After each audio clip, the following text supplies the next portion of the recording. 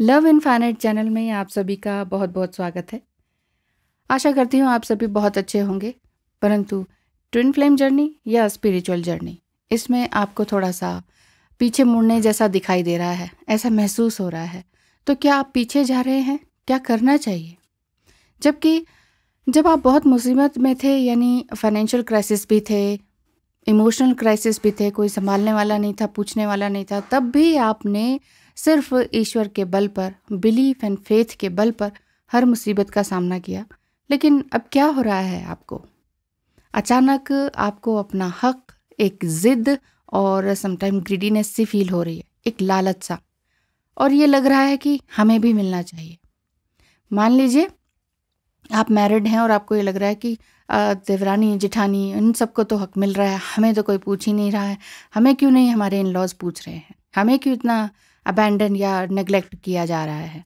और अगर आप अनमैरिड हैं तो आपको लग रहा है कि हमारे ही पेरेंट्स हमें नेग्लेक्ट कर रहे हैं, पूछ ही नहीं रहे, हमारे दुख दर्द, इमोशनल पेन की तरफ कोई मतलब ही नहीं है, फाइनेंस की तरफ भी नहीं है, हमारी कोई जॉब नहीं है, तो भी पेरेंट्स कहते हैं कि जाओ जाओ, अब जितना करना था कर दिया खर्चा, अब तुम रहो अपने हिसाब से, अपनी किस्मत तुम्हारी किस्मत, मैं तुम्हारे लिए ना कोई जॉब के लिए पैसा लगाऊंगा, ना मैं कुछ करूंगा, ना मैं तुम्हारी शादी का कुछ सोच रहा हूँ, जो करना है करो, जहाँ जाना है जाओ। इतनी ज़्यादा मुसीबत भी है तो भी आप बहुत मुश्किल से इस चीज़ से पार पाए हैं। ट्विन फ्लेम जर्नी में भी है तो भी आपने इनर हीलिंग की है। ऐसा नहीं है कि कुछ नहीं किया है, आप खाली बैठे हैं। इनर हीलिंग भी की है, बहुत सारे काम किए हैं, लेकिन आपको अचानक से ये लगने लगा कि बाकी सभी सिबलिंग्स को, अगर आप अनमैरिड है उनको तो पूछा जा रहा है, लेकिन और अगर आप मैरिड है तो बाकी सबको तो पूछा जा रहा है, रिलेटिव्स को हमें नहीं पूछा जा रहा है ना।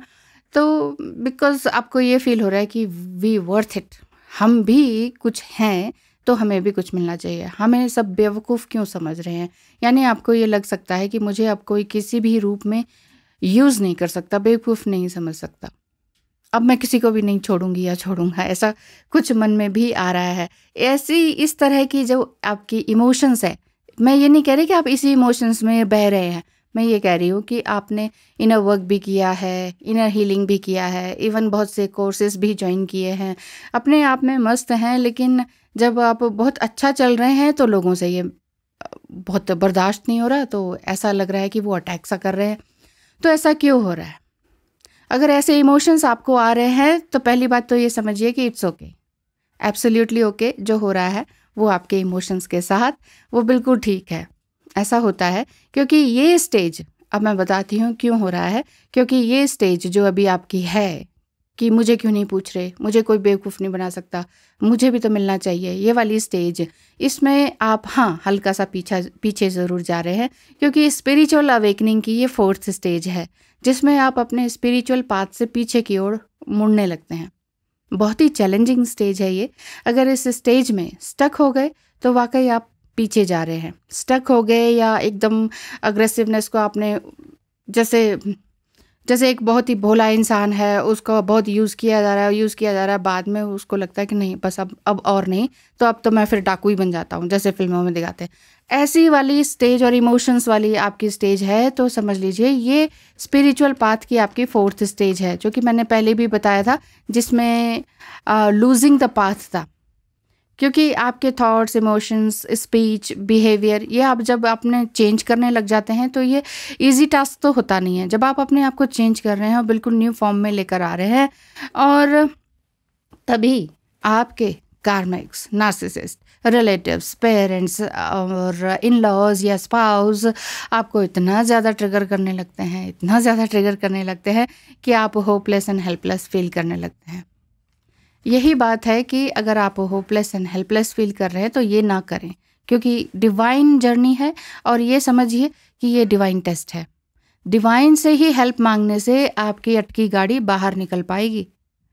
ये बिल्कुल होता है, एग्जैक्टली ऐसा ही होता है। ऐसा मेरे साथ भी हुआ था। बहुत ही अग्रेसिवनेस भी आ जाती है, हर किसी पे गुस्सा करना, तपाक से कुछ भी बोल देना कि बस अब क्या है, अब कोई मतलब नहीं है, क्योंकि मुझे पता है कि व्हाट इज़ मिथ और व्हाट इज़ गुड, है ना। तो ऐसे में आपके अंदर जो भी एनर्जी है वो ओवरफ्लो हो रही है, प्यार की भी, और वो जो नेगेटिविटी निकल रही है ना, वो इस रूप में निकल रही है। तो यहाँ पर आपको संभालने की ज़रूरत है अपने आप को। तो इनर डाउट और इनर फियर से निकलने के लिए आपको क्या करना होगा कि इनर डाउट इनर फियर ही है ये, या अगर ट्विन फ्लेम जर्नी में हैं आप तो मेंटल चेजिंग ही चल रही है आपकी। तो क्या करना चाहिए? सबसे पहले तो यही कहूँगी कि अपने आप को, अपने थॉट्स को विचार करें, सोचें कि मेरे थॉट्स किस तरह के आ रहे हैं, क्या विचार आया, कारण क्या है, किस बात का डर है मुझे ऐसा नहीं सोचना चाहिए। क्यों? क्योंकि मैं थॉट नहीं हूँ। दूसरी बात ये सोचें कि इमोशंस के बारे में कि मैं कैसी सोल हूँ, क्या ये सही कर रही हूँ, क्या आज मैंने खुद को कंट्रोल किया और कहाँ कंट्रोल किया। फिर अपने आप को शाबाशी देना भी मत भूलें और ये भी जानें कि मैं इमोशंस भी नहीं हूँ, नहीं है ना आप। तीसरी बात यह है कि स्पीच, मैं क्या बोल रही हूँ, क्यों बोल रही हूँ, क्या इसकी ज़रूरत है या थी, और ना बोलकर भी क्या काम अच्छे से चल सकता है। अगर हाँ तो बहुत अच्छी बात है, और अगर नहीं, क्योंकि बहुत ही ख़राब लोग भी हमारे आसपास हो जाते हैं, तो अगर नहीं, क्योंकि पिछले पास्ट लाइफ के कर्मास होते हैं, ठीक है, और अगर नहीं रह सकते हैं इनके साथ तो हेल्दी बाउंड्रीज क्रिएट की जा सकती है। ऐसा नहीं हो सकता कि हम पेरेंट्स को छोड़ के चले जाएं, अपने इन लॉज को छोड़ के चले जाएं, अपने स्पाउस और बच्चों को छोड़ के कहीं और बियाबान में चले जाएं। ऐसा तो नहीं हो सकता ना 3D लाइफ में। तो क्या कर सकते हैं, एक हेल्दी बाउंड्रीज बना सकते हैं। इस कान से सुने, दूसरे कान से निकाल दें, क्योंकि आपको पता है कि वो जस्ट बेकार की ही बातें बोल रहे हैं जो आपके काम की है नहीं, जो आपको लेट डाउन करने वाली बातें हैं, उसको सुनकर और उसी को 1000 बार मन में रिपीट करके कोई फ़ायदा नहीं है। चौथी बात यही है, वीडियो थोड़ा लंबा हो रहा है, ध्यान दीजिएगा, थैंक यू सो मच, और साथ रहिएगा। चौथी बात यह है कि बिहेवियर, अपने बिहेवियर पर, अपने बिहेवियर पैटर्न पर नज़र रखें। एक बार गलती हो गई, कोई बात नहीं, दूसरी बार हो गई, कोई बात नहीं, तीसरी बार होगी, कोई बात नहीं, 10 बार होगी, कोई बात नहीं, ऐसी तो सीखेंगे। आप अपने आप के टीचर खुद हैं, तो कोई और तो सिखाने नहीं आएगा, कोई और तो आपके 4 दीवारी के घर के अंदर नहीं आएगा कि तुमने अपने रूम में अपने स्पाउस से किस तरह से रिएक्ट किया, कैसे आपने रिस्पॉन्स दिया उनको, और कैसे आपने उनको रिस्पॉन्ड किया नेक्स्ट डे या 3 डेज बाद, है ना। तो कोई और आपके घर के अंदर नहीं आएगा, आपको अपने माइंड के अंदर खुद ही अपना टीचर बनकर अपने संबंधों को सुधारना होगा। नहीं सुधरते हैं तो हेल्दी बाउंड्रीज क्रिएट करनी होगी। इसीलिए कह रही हूँ कि बार बार अपने थॉट्स, इमोशंस, अपने बोलने का तरीका और बिहेवियर पर नज़र रखें। एक बार थॉट गलत आ गया तो इमोशन, स्पीच, बिहेवियर सब उल्टा पुल्टा हो जाएगा, ठीक है। इसी तरह से एक इमोशंस आपके ज़्यादा ही बह रहे हैं तो उसी टाइम आप बहुत रोने लग गए हैं, बहुत सेल्फलेस फील कर रहे हैं, हेल्पलेस फील कर रहे हैं, तो अपने इमोशंस पर ध्यान दें। अपने आप को, अपने दिमाग को एकदम से कहें, अरे क्या बात है, क्यों इतनी हेल्पलेस फील कर रही हो, क्यों रो रही हो, बस करो, इट्स ओवर, अब तुम्हें आगे बढ़ना है। इसी एनर्जी में रहोगी तो आज का टाइम तो गया, जितने घंटे रहोगे तो उतना टाइम तो गया। तो इस तरह से अपने आप को बार बार बूस्टअप करना है, बार बार बूस्टअप करना है, सेल्फ मोटिवेशनल अपना खुद बनना है।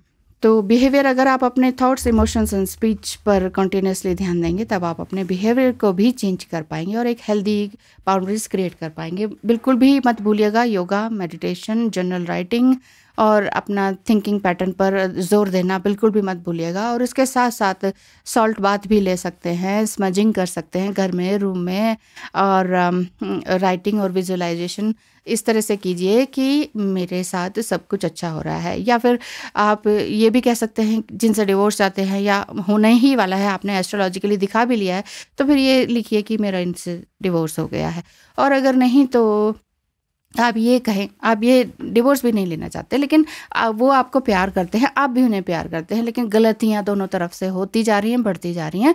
तो ऐसे में आप ये भी लिख सकते हैं अपने जर्नल राइटिंग में कि हमारे संबंध बहुत ही हारमोनियस होते जा रहे हैं, हम अपने आप को सुधारते जा रहे हैं। सबसे पहले अपने लिए लिखिए, ये कभी मत लिखिए कि वो सुधर गया, वो सुधर गई, है ना। तो ये लिखिए कि मेरे अंदर काफ़ी चेंजेस आ रहे हैं, आज मैंने अपने थॉट को ध्यान दिया, आज मैंने अपने इमोशंस पर कंट्रोल किया।